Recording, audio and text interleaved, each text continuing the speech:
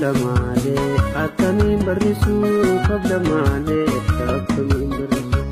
jaalalaa kee akkamiin callisuu si jabeesse baraa si jabeesse alaayaa koo kumee kasifate.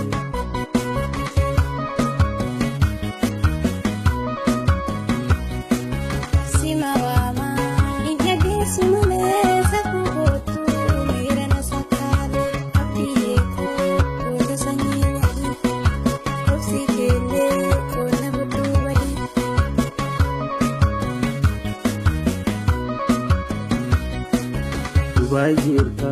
wajiya eshiya marafidu gubagarakiya usurrafu umayani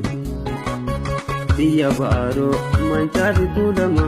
mal balese magitana jala atliye ko baredu ko sakontu itaya jirenya ko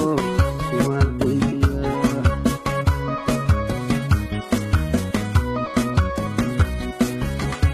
Kero shana changu nuka sakukoti mekamina nuka mimi awa asokike ibareda amatike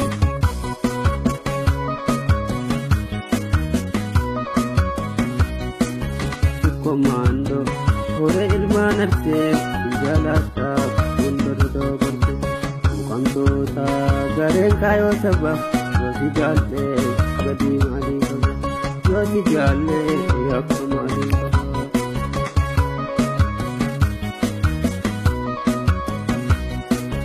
Sibarete wani kogana ya baesana Sibarete wani kogana ya baesana